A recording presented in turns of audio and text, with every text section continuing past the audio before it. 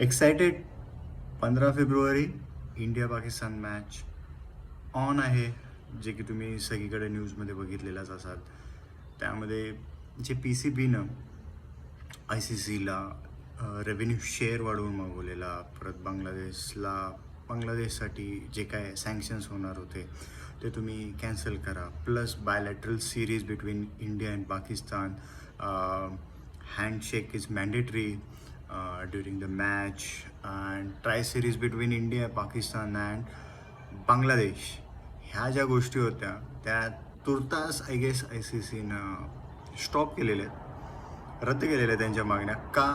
कारण हा तुमचा इंटरनल मॅटर आहे, ह्याचा पॉलिटिक्सचा खेळाशी काही संबंध नाही आहे. जे तुमचे इश्यूज आहेत ते तुम्ही तुमच्या घरामध्ये तुम्ही तिघंजण बसून सॉल्व करा आणि आमच्यासाठी फक्त गेम आणा. ह्या दृष्टीनं इंडिया पाकिस्तानची मॅच आता होणार आहे. त्यामध्ये मॅच बघण्यात इंटरेस्ट आहे की इंडियन प्लेयर्स, बॅटर्स जे की त्यांच्याकडं खूप मोठी लेगसी आहे, ते लोक कसे हँडल करतात आणि त्याला कसं ते वेटेज देतात इन अगेन्स्ट जी पाकिस्तान स्पिनर्स. लाईक अब्रार आहे, परत तो मे बी काय बॉलर आहे काय माहीत नाही, येतो थांबतो, बॉल करायच्या ऐवजी आपण आडवा पट्टा कसा मारायचो ना, असा पूर्ण असा असा आडवा पट्टा, तो तसा मारतो, तो स्लो ठेवतो बॉल किंवा तो थांबतो आणि मग बॉल रिलीज करतो. त्यावर इंडियन प्लेयर्स कसे खेळतील हे बघणं इंटरेस्टिंग राहणार आहे. आणि जो शहा काय ना त्याचं नाव माहीत नाही, जो की ओपनिंगला येतो, तो म्हणतो की मी इंडियन बॉलर्सला खूप मारणार. मार बाबा, ते पण तुझी मारते. खेळ आहे शेवटी.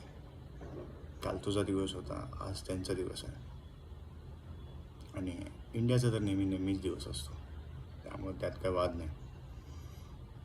सो आता तर जिओला काही घाबरायची गरज नाही आहे. रेव्हेन्यू शेअर तर त्यांचा आणि वाढणार आहे, कारण ह्या मॅचनं जेवढी हाईप करायची होती कम्पेअर टू मागच्या मॅचच्या, ती खूप हाईप झालेली आहे. आणि त्यामुळं जे काही ॲडव्हर्टायझर्स ॲट्रॅक्ट होतील जिओ प्लॅटफॉर्मला किंवा स्टार स्पोर्ट्स प्लॅटफॉर्मला किंवा आय सी सीला, तर त्याची संख्या मे बी वाढेल.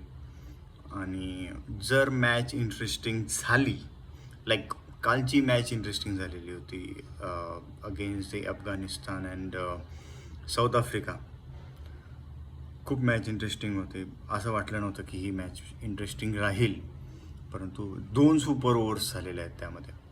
आणि ओबियसली रिझल्ट हा साऊथ आफ्रिकेच्या ह्याच्यात लागला, परंतु कुठं तर मला असं वाटतं की अफगाणिस्तान जिंकायला पाहिजे होते. ते त्यांचे जे एफर्ट्स आहेत, सुपर ओव्हरच्या आधी जो रनिंग बिटवीन द विकेट जर व्यवस्थित झाली असती तर तो विकेट गेली नसती त्याची किंवा रनआउट झालाच नसता.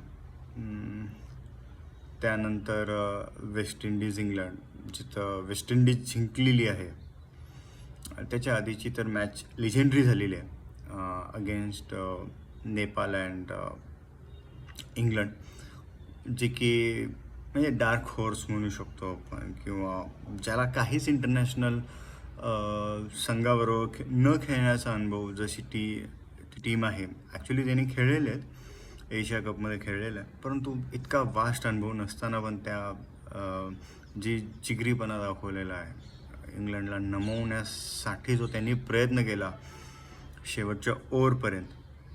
ठीक आहे, काही ना काही तर होतं आणि मॅच ती इंग्लंडच्या बाजूनं गेली.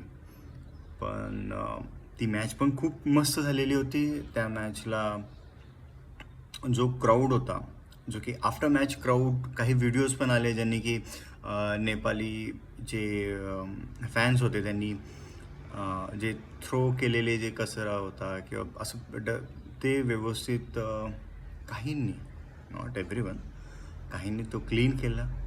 त्याचा व्हिडिओ सोशल मीडियावर आलेला आहे आणि त्यामधून एकच संदेश देण्यात आलेला आहे की मोस्टली लाईक स्पोर्ट्समॅनशिप.